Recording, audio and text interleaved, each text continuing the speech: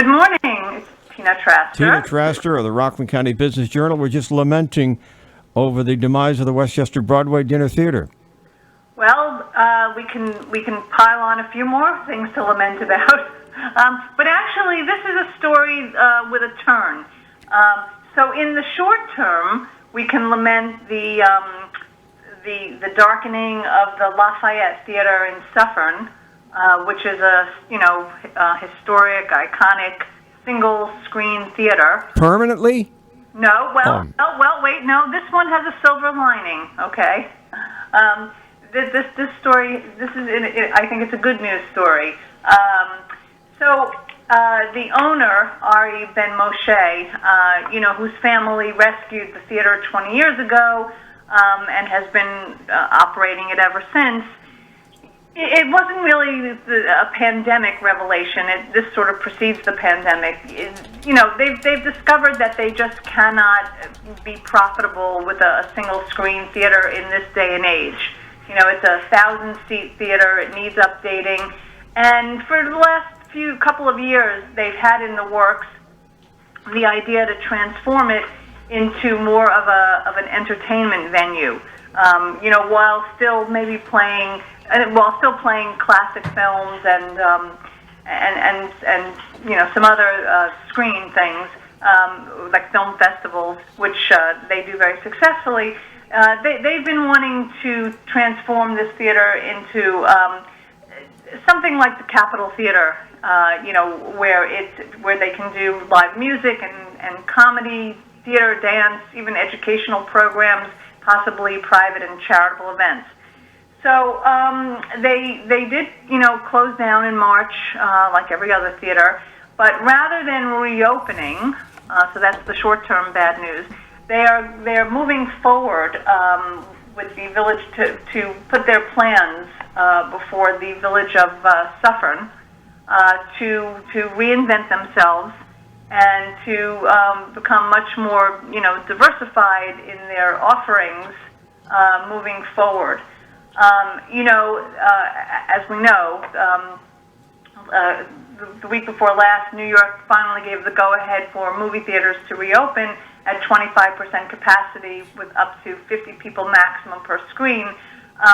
That's a losing proposition. Even for a. Were you going to say something? No, I just laughed when you said that's a losing proposition. Like, no kidding. Right. So the movie theaters are in trouble. We know that Regal Cinema at the Shops of Nanuet and the AMC theaters at the Palisades are both struggling. For the moment, Regal has gone dark, and we don't know what the fate of that is, particularly because, as a whole, the Shops of Nanuet are really having trouble. And AMC, the company is threatening bankruptcy. I mean, AMC, which is the world's largest movie chain, said that it can run short of funds by the end of the year or early 2021 due to the pandemic. So, right now, it's not, people, I guess, still don't feel comfortable about returning to the cinema. Cinemas don't see the proposition with such a limited capacity. This is a real shame because, we're heading now into the colder weather and it's just becoming harder to find something to do. And so, with the Lafayette, Ben was saying that, if things were to work out, he would do the construction in 2021 with a projected opening for 2022. I think it would be a fantastic addition to the county.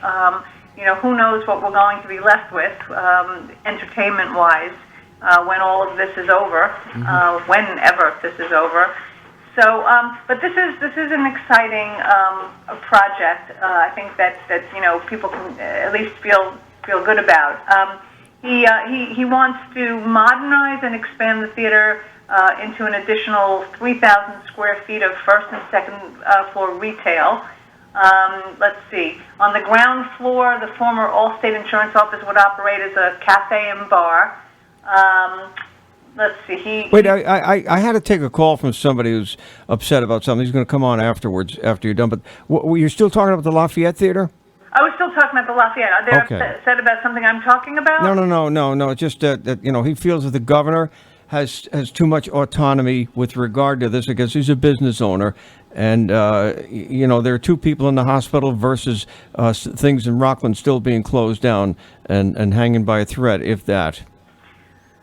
Yeah, well, it's a tough balancing act. Yeah, it is. You know. But anyway, look, but just before we even wrap this up, so the concept for the Lafayette Theater, if you just reprise that again, if you could. Yeah. So basically, right now, as people know, it's been a single screen theater, and so they've been playing classics. Sometimes they play first run movies, and they do a wonderful job. They have 3 festivals that you're probably familiar with: the Banff World Tour, the Wild and Scenic Film Festival, and the Jewish Film Festival.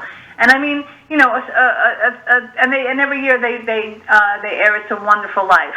So, but they can't make it. So they want to turn it into something that's closer to the Capitol Theater, and they want to do music and live theater and just really diversify their offerings, have a cafe.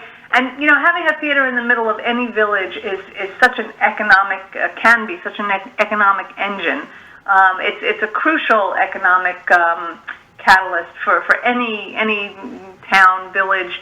So it's, I guess Suffern and the county is lucky to have somebody like Ari Ben Moshe, who is dedicated to this building and this project and Suffern. So that's a bright spot.